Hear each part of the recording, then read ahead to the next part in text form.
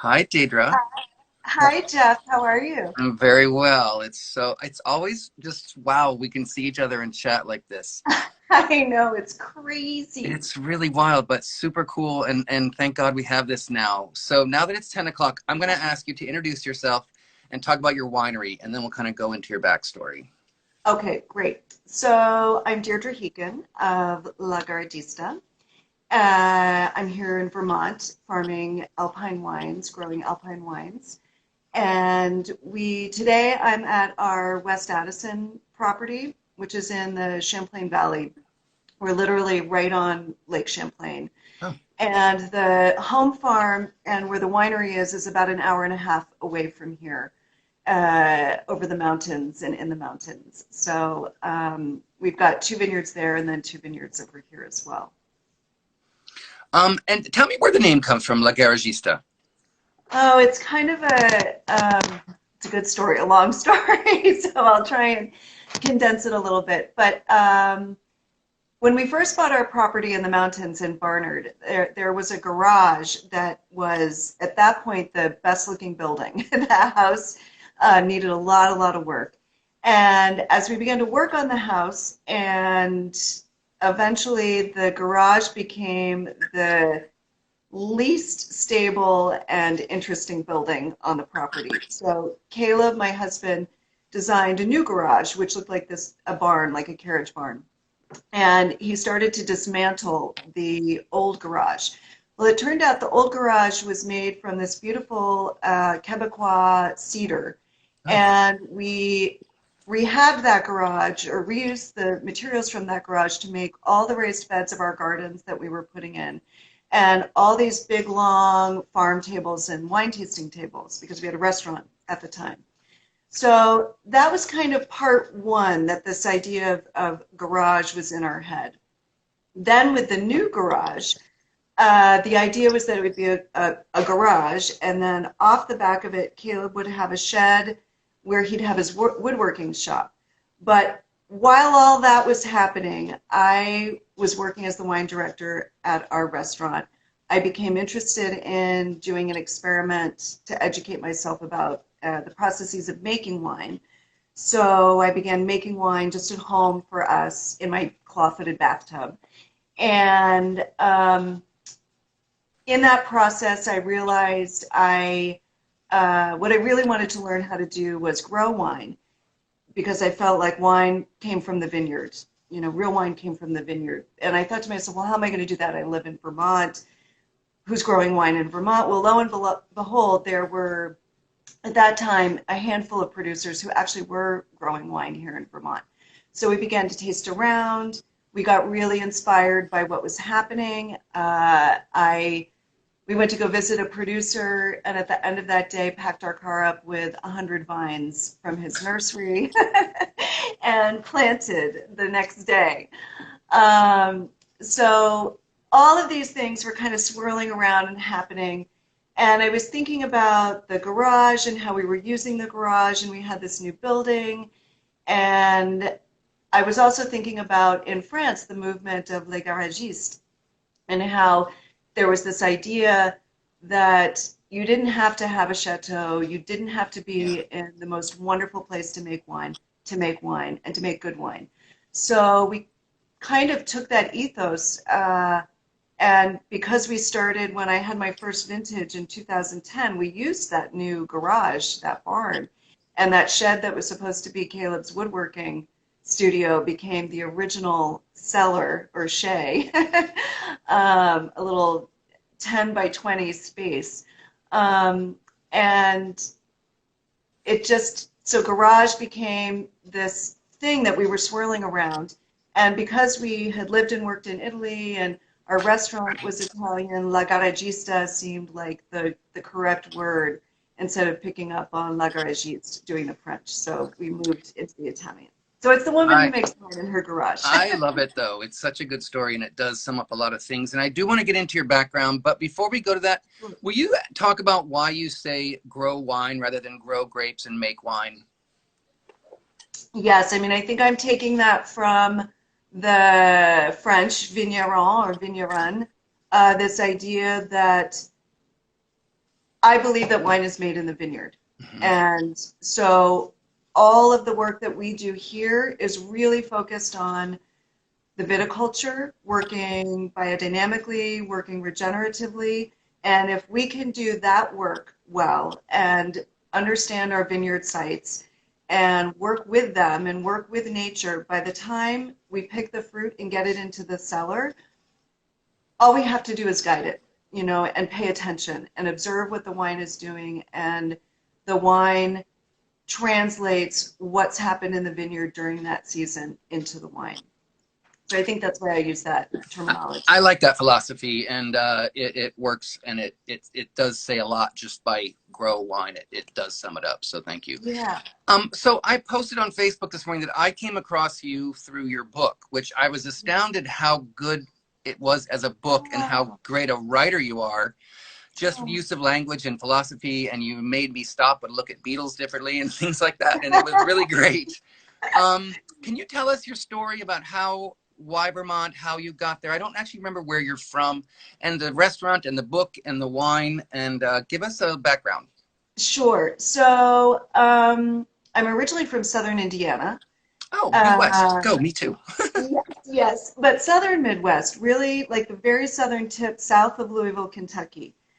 So kind of this interesting combination of South and Midwestern thinking, but a very agricultural area. And even though in my family, our agriculture was raising horses and riding and working with livestock, I always had an appreciation for it, and I certainly had a real affinity for connecting with landscape, because when you live in that part of the country, the landscape is quite big and has such a big presence. It's big open sky. It's not totally flat. We have rolling hills, but it's a very beautiful part of the world right on the Ohio River. And by the time I came out east to go to college, I came to Vermont and fell in love with the landscape here. I'd had an opportunity as a kid.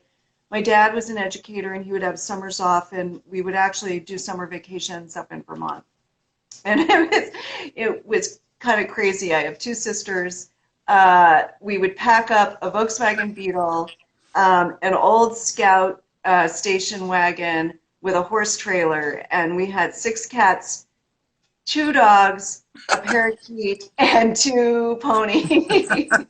And it would take us 3 days to drive from southern Indiana to Vermont, where my sisters were doing a horse camp. So I fell in love with Vermont back then and always had this desire to come back. So I came back for college, and I studied film and English literature, medieval history. So agriculture or wine or food was really not on my horizon then, except I really enjoyed to eat, enjoy eating.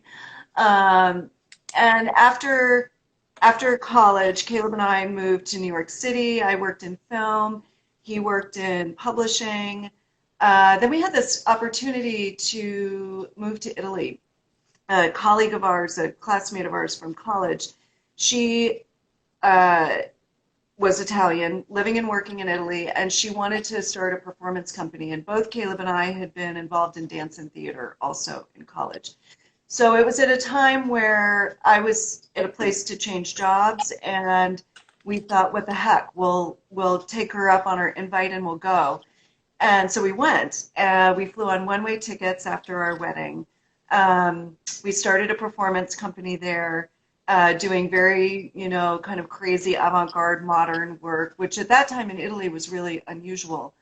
She now has become a very famous choreographer in Italy, which is pretty cool. Her name is Elisa Barucchieri, and she has a dance company called Resistencia in Puglia. And that opportunity and living and working there introduced us to the food and wine culture, obviously, of Italy, and how much their world revolves around the table and the preparation of the table and being social together at the table.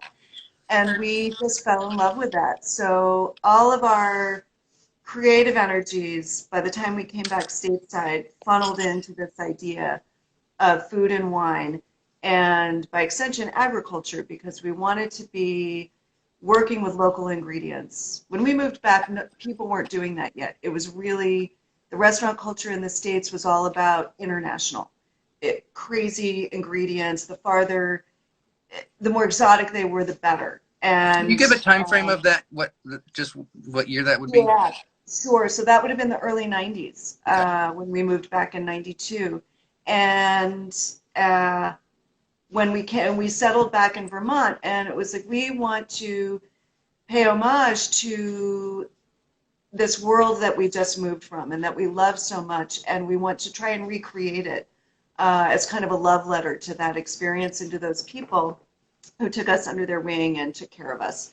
So that was our whole inspiration for starting a restaurant and trying to source things locally and grow things in our own garden for the restaurant.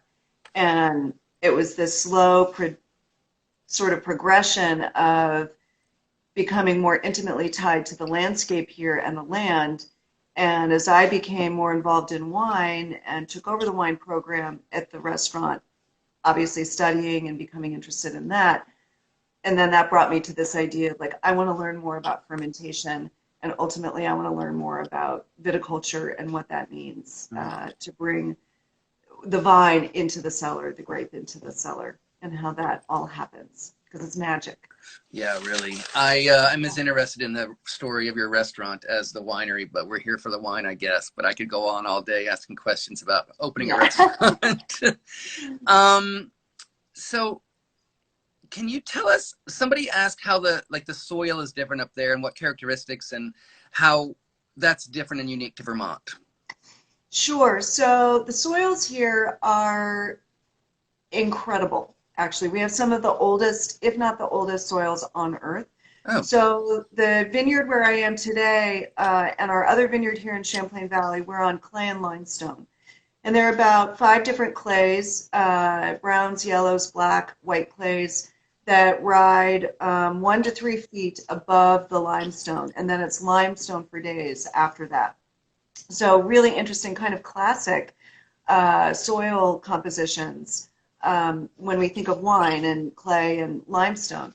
Then in our mountain vineyards, we're volcanic. So that's there's plenty of clay and limestone there as well, but then we've got all these really other interesting things like, different kinds of schist and garnet and quartzite and amphibolites.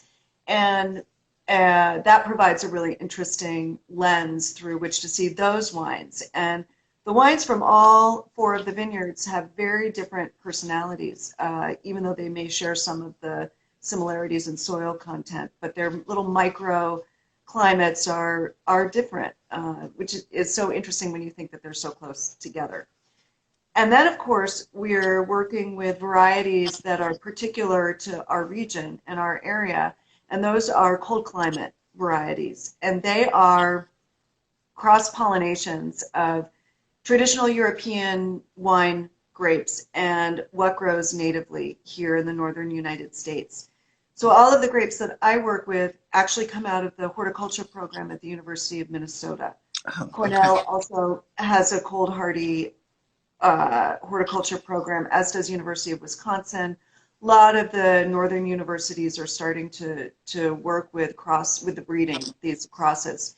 And I always like to be really clear about the varieties that we work with. Sometimes people misunderstand and think that they're GMOs or that they're made in a lab by crossing genes that way. Mm-hmm. Not at all. This is a thousands of years old tradition, going back to Roman times where plant breeding really began, and it's all done by hand. A horticulturist is working with a feather is usually the best instrument to do the pollination.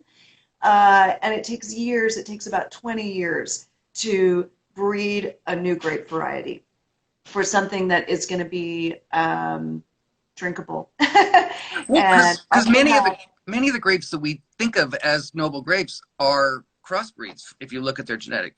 Absolutely. And they've been done horticulturally or they've been done wildly. And there are even hybrid varieties that are interspecies or interspecific, which is what we call it when we cross two different species of grapes. Those can also happen naturally. We have every year in our compost pile where we put grape must, we'll see new sprouts come. And we try and pull them off and segregate them so that we can see if they'll grow and be a perfect adaptation to our place in the mountains. We're a long way off from finding out if anything will be a great wine grape, but it's really interesting, really interesting. So I don't have a lot of experience with Alpine wines, but actually, funny enough, I just did a tasting with Nicole Grape Chic, who's on here, with Kevin Pike and Harker House Wines. Shotzi Wines brings in some. So can you explain what Alpine grapes are and how you're so far north and your altitude, and then talk about a few of the grapes that you like that you work with? Yeah, so I think of Alpine wines being, wines that are grown in mountainous regions. So I would say Jura, Savoy, parts of the Piemonte, Trentino, Alto Adige, those areas that are mountainous, higher altitude, and perhaps have colder winters, parts of Germany. And the wines, I think of them as having, they're higher in acid, they have higher acidities because they're at higher altitudes or in a little bit cooler climate. So they've got a vibrancy to them and a freshness to them that reminds you of like walking in a forest, by a stream in the wintertime, at least with me. It just evokes this kind of alpine sensibility, different than, say, something grown in the south of Italy, which would be, hot and dry and seductive in that way. So that's how I think of them. Varieties that I work with 7. Things like La Crescent, Marquette. La Crescent is a white. If we have a noble white, I'd probably say it was the La Crescent. Marquette, Frontenac Noir, which I think is a really beautiful older French-American hybrid that was really denigrated for a long time, but now is really finding its footing, and people are making some really interesting wines with it, I think. We work with a grape called Brianna, which is named after the granddaughter of the horticulturist who made the cross, or so the story goes. We work with Frontenac Gris and Blanc and Saint Croix as well, or Saint Croix. Yeah, and then of course other alpine varieties in the vinifera world, like in Italy, Schiava would be one, Nebbiolo from the Valtellina, things like that. And do you still, with your northern, I think latitude is this way, latitude and altitude, do you still have like the 100 days from flower to harvest? So we're shorter. We start, usually our harvest, it's a little bit all over the place now because the world is all over the place now, but typically we start at the beginning of September. That's in the Champlain Valley. In the mountains, we're about 4 weeks later, 6 weeks later. We usually pick mid-October. Okay. In the mountain vineyards, we have flowering right around June 21st. Then in flowering here in the Champlain Valley is usually sometime at the end of May. But again, it's been tracking a little bit differently over the past seasons. So it's fairly short, but there's plenty of time for these varieties because they have this native element of the local varieties that grow here, the local species. They know how to grow within that time and find ripeness. I mean, a lot of people ask me like, ooh, how do you get to ripeness? Are you picking, at 16, 17, 18, do you have to add sugar? If we could get to 27 bricks, there isn't that issue of ripeness. Okay. Some varieties that we work with actually prefer to be a lower sugar content when they're picked. So there are some varieties that like to be at 17, 18, 19, but we don't have to add sugar. We've never added sugar. You also make a cider or something that's not grape based? Yes, so we make I think we're making 4 ciders now. We do a Solera cider, which we started in 2010, and we've added every vintage to it over the last 10 years. Our first release was in 2016. It's a champagne method. That wine is also the base for, or that cider is also a base for another cider we make called Stolen Roses, which is a co-ferment of cider fermented on red wine skins. So, and that's an old tradition from northern Italy that's been largely lost, but co-fermentation now is something that a lot of people here and in Europe are getting really interested in. So that's a cider co-fermentation we make. Then we make 2 other co-fermentations. One is called the flesh and the bone, where we take a wine base and we inoculate with cider, fresh cider, for the second fermentation and bottle, and that tends to be 50-50 cider and wine. And then we've done a 4th one this year for the 2019 vintage, which is a base from our rosé, Lupo and Bocca, that we've just inoculated. We've just finished this week. We're going to be finished bottling tomorrow with fresh cider that we've pressed recently.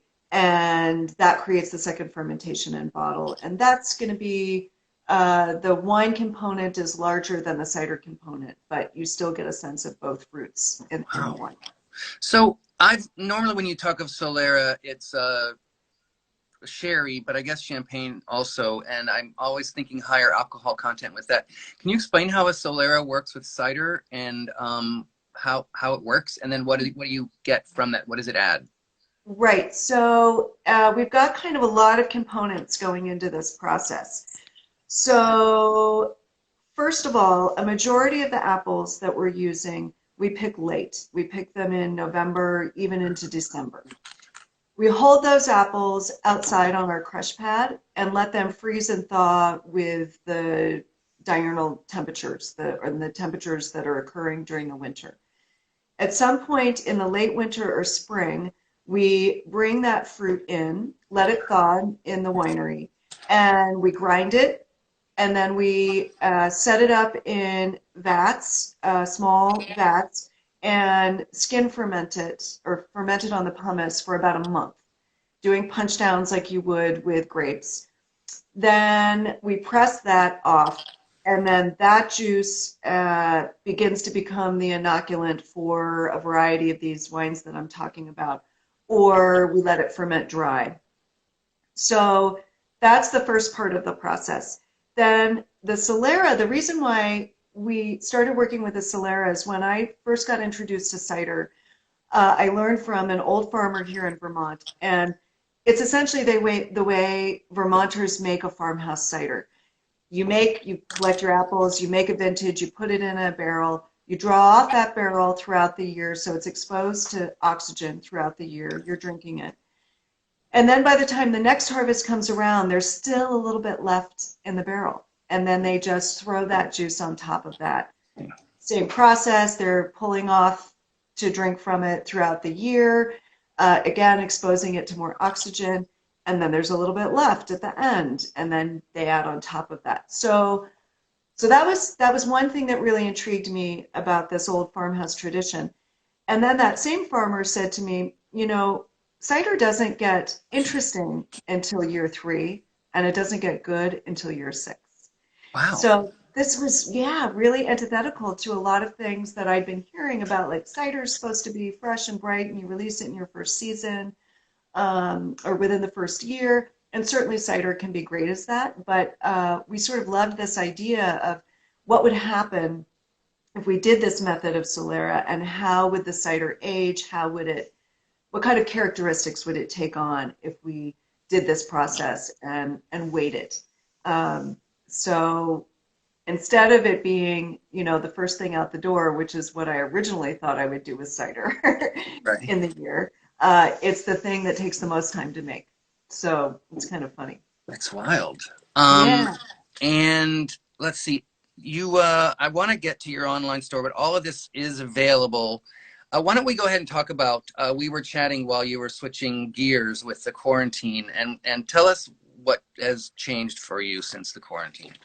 Right. So about 90% of our business has been wholesale. And we started out, a lot of small wineries, they do direct to consumer because it's the best way for them to make that model work.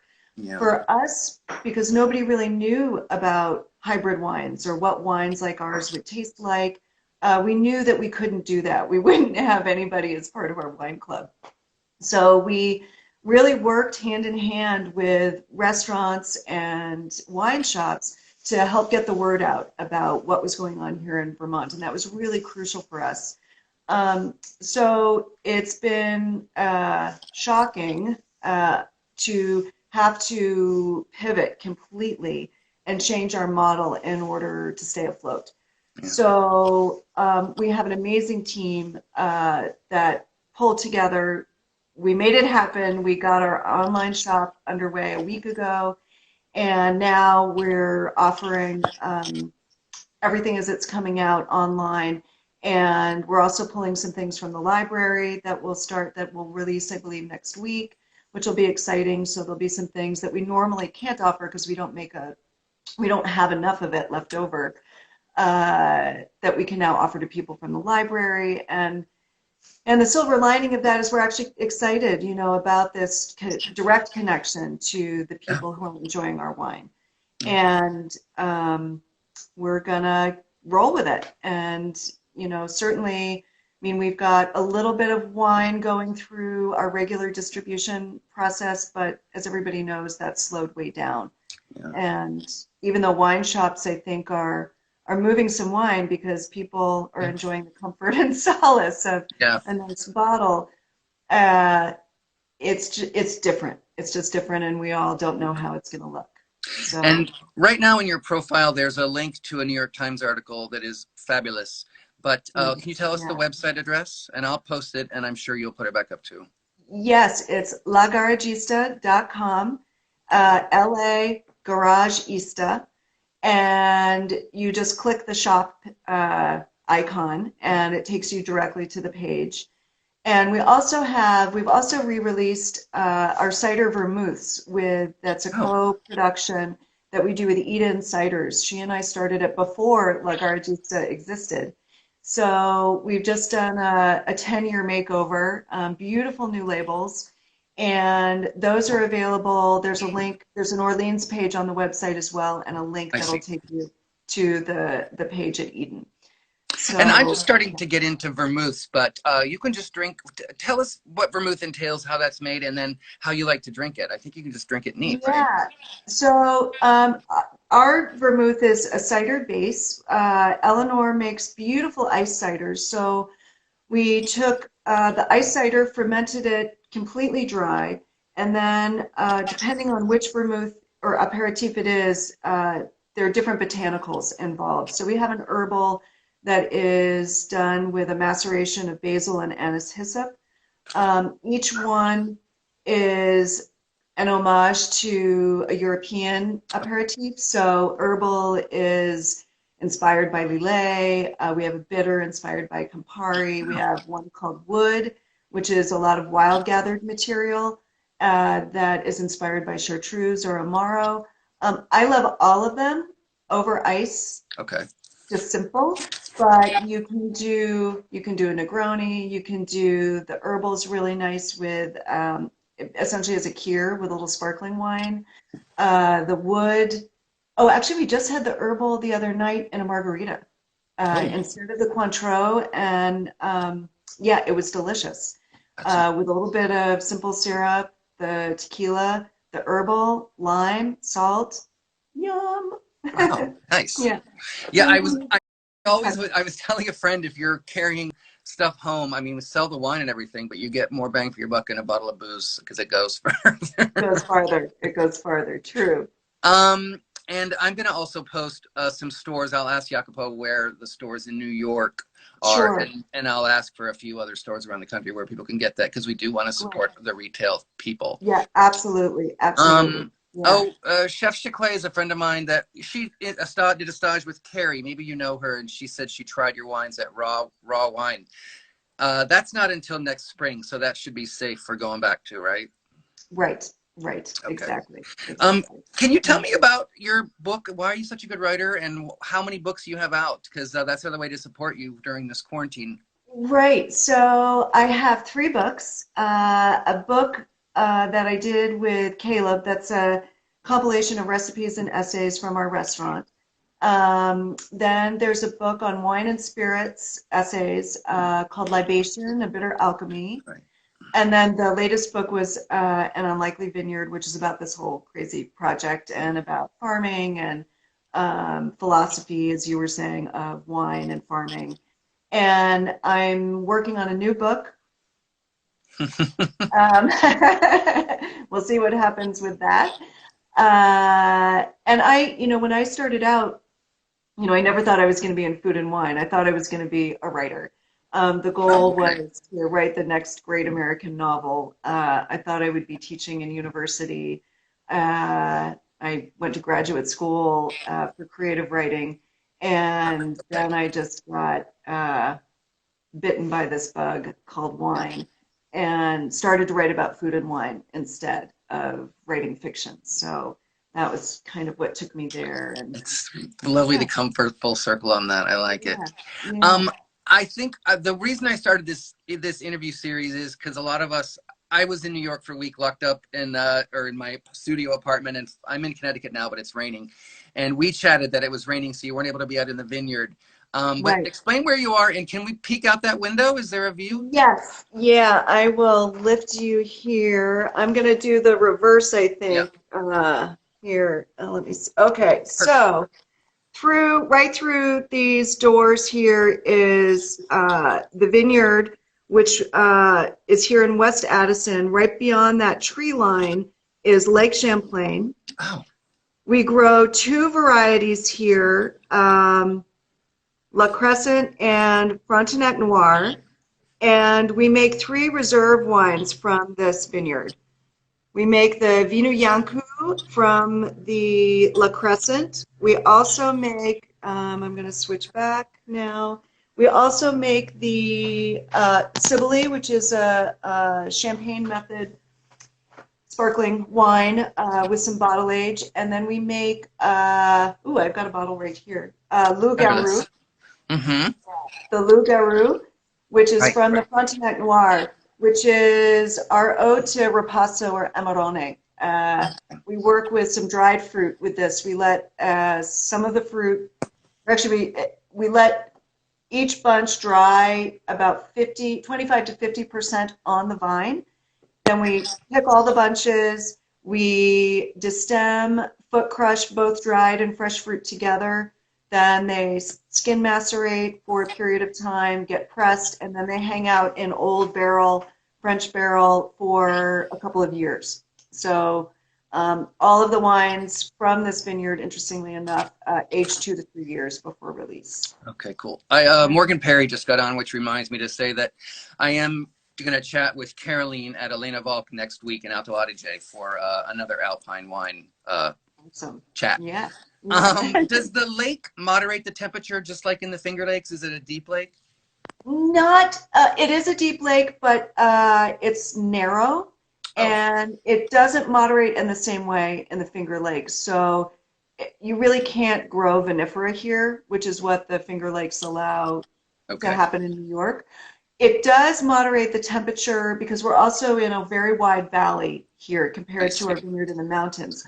So, as I was saying before, everything here is about a month before everything that happens in the mountains. So now I've got daffodils about to bloom. At home in the mountains, they're just starting to come out of the ground. So So, funny to see that. yeah, I'm in Hartford, which is an hour inland, which is totally different temperature than New York. It's funny yeah, how that yeah, works because we don't think of being. You see it in Europe more, but you don't think about it happening here. Um, right, can you right. talk about natural wine, what that means, and how you fit in the picture with natural wine? Okay. I know. Well, what I'm going to say is what natural wine means to me.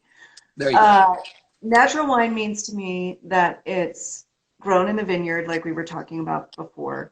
Um, the farming has to be regenerative, biodynamic, organic. with great attention to detail. Certainly native yeast that's found in the vineyard and in the cellar, and little to no added sulfur. No, definitely no other additions. I am not super dogmatic about sulfite. I can definitely see that some wines, I think of wines like people, and sometimes some wines have a complicated energy that's up here, and a judicious amount of sulfur can just center the wine and ground it. Like eating carbs for a person.